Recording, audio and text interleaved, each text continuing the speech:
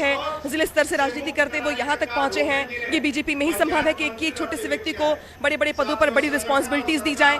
बेशक 2024 के चुनाव की चुनौती बहुत बड़ी है बीजेपी के लिए, लेकिन हमने ये देखा है कि जितने भी बीजेपी के प्रदेश अध्यक्ष रहे हों वो परफॉर्मेंस ओरिएंटेड रहे हैं, यानी कि परफॉर्मेंस का प्रेशर उनके ऊपर रहा है। और 2014 के बाद तो कम से कम हर प्रदेश अध्यक्ष ने खुद को जस्टिफाई किया है।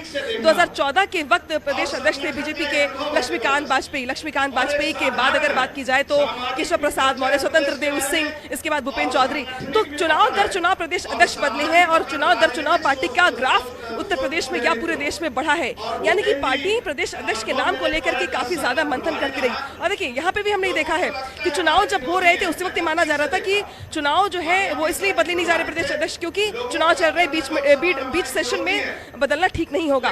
लेकिन मार्च में चुनाव खत्म होने के बाद भी अप्रैल, मई, जून, जुलाई, अगस्त 5 महीने लग गए पार्टी को ये तय करने के लिए कि यूपी की कमान किसके हाथों में जाएगी। तो इस 5 महीने के मंथन के बाद पार्टी ने जो चेहरा तय किया और जो नाम तय किया वो थे भूपेन्द्र चौधरी।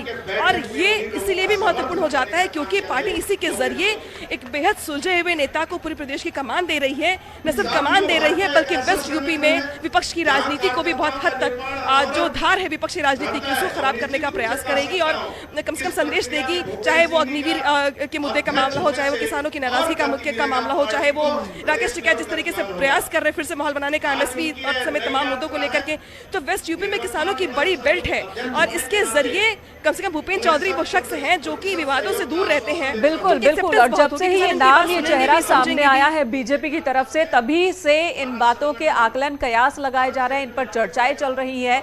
अनामिका, हम चाहेंगे आप एक बार हमारे दर्शकों को बताएं कि इस वक्त बीजेपी दफ्तर में क्या हो रहा है। मंच पर सीएम योगी आदित्यनाथ, भूपेन्द्र चौधरी हमें नजर आ रहे हैं, केशव प्रसाद मौर्य नजर आ रहे हैं, लेकिन और कौन कौन है जरा बताइए। कैमरा पर्सन से भी कहिए कि सभी का चेहरा दिखाएं एक बार।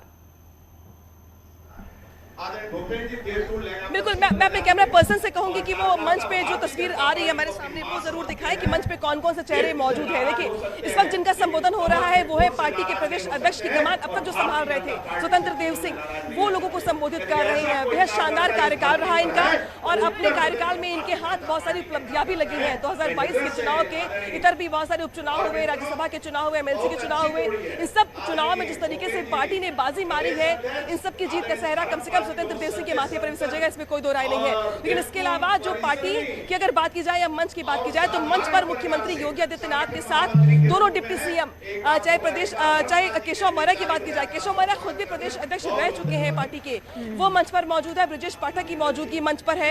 इसके अलावा सरकार के तमाम मंत्री, खुद भूपेन्द्र चौधरी और बहुत सारे सांसद जो है वो मंच पर दिखाई दे रहे हैं। हालांकि इसके इतर जो फ्रंट रो बनाई गई है पूरे कार्यक्रम में, उस फ्रंट रो में 2 दर्जन से ज्यादा सरकार के मंत्री इस वक्त बीजेपी दफ्तर के अंदर मौजूद है। 60 से ज्यादा विधायक जो प्रदेश के अलग अलग हिस्सों से आते हैं, 60 से ज्यादा विधायक इस वक्त पार्टी दफ्तर के अंदर मौजूद हैं।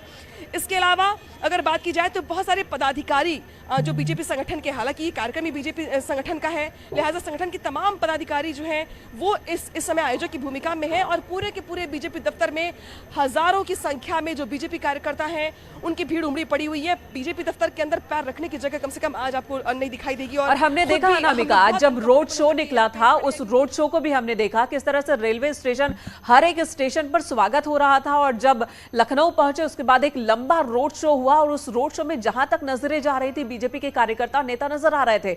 बड़े नेता तो रथ पर ही मौजूद थे और नीचे भी बड़ी संख्या में नेतागण मौजूद थे जो कि पश्चिमी उत्तर प्रदेश से और यूपी के अलग अलग हिस्सों से पहुंचे थे। तो इस तरह से रोड शो को किस तरह से देखा जाए, शक्ति प्रदर्शन देखा जाए या एक बिगुल की तरह देखा जाए, 2024 से पहले एक बहुत बड़ी एनर्जी बूस्ट करने की कवायद के तौर पर देखा जाए, कैसे देखा जाए?